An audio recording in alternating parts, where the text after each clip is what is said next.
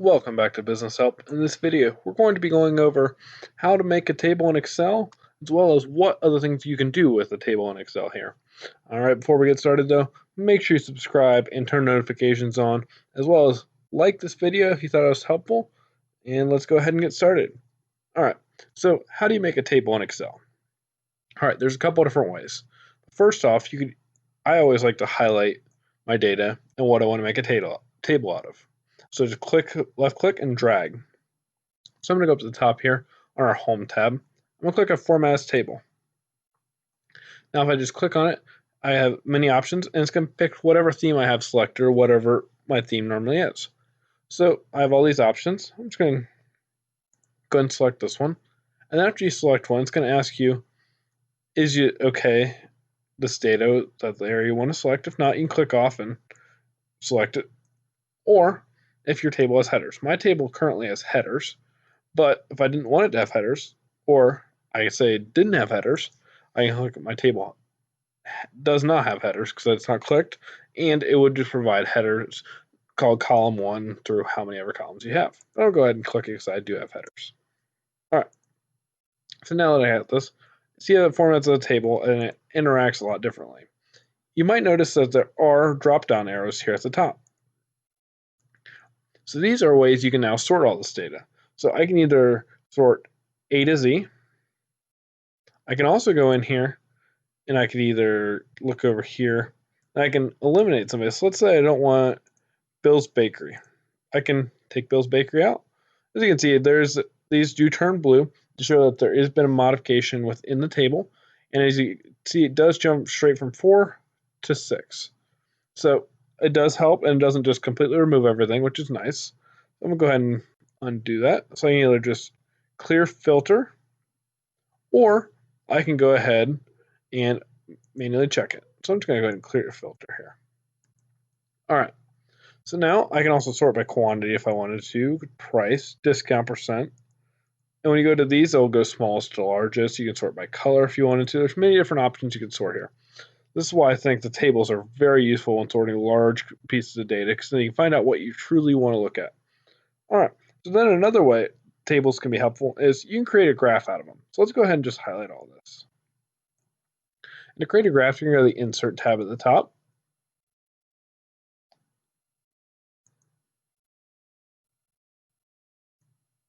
And within the Insert tab, you're going to go over to the charts. I'm just going to click on Recommended Charts here.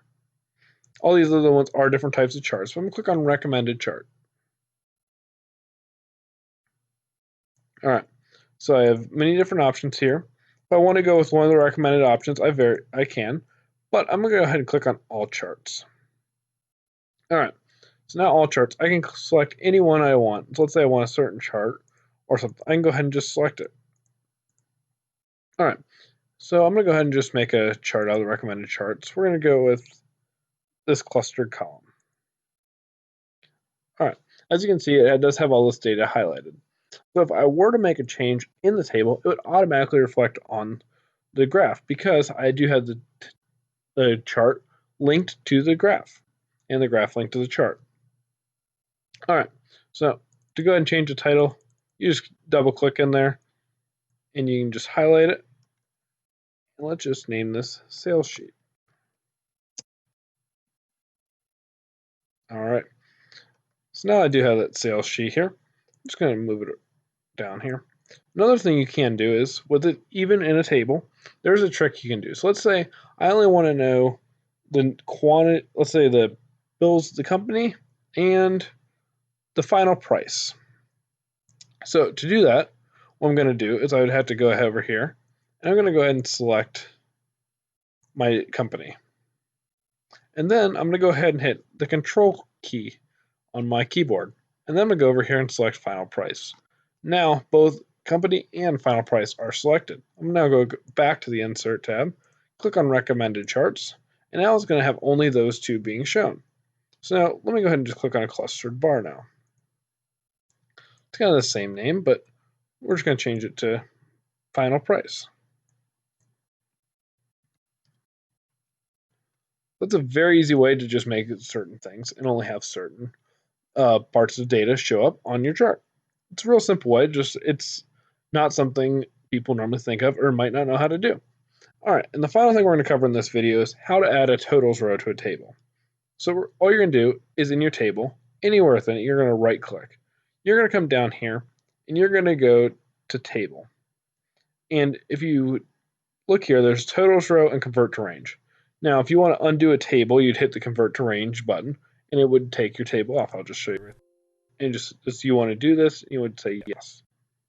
So now it's no longer a table. It still has the same colors, but it's no longer a table. I'm just going to undo that real quick. But I'm going to go to table totals row. So now it's going to add a totals row to my tables and columns. So what are other things I could do with these totals rows? So right now I've just set to sum the total price in the last column. Let's say I want to know quantity. I can go ahead and do a count numbers, all these different other ones, and even more functions if I wanted to for that totals row. So you can do many different things and have many different functions in the totals row as well. So I'm just going to go ahead and average my discount percent. So these are all little things that are very easy to do in a table. And now if I were to go to sort the data, it wouldn't move the totals row around. It's just going to be stuck there in that one spot. Instead of maybe if you just did it normally in normal Excel and you had like it as a range, if you were to go ahead and figure out how to sort it or something, one, you probably wouldn't be able to sort it very effectively. And two, you might accidentally move the totals row around. It's always going to be locked in place. So I hope this video is helpful. And if it was, make sure you hit a like button and subscribe to my channel and check out my other videos. Thanks for watching.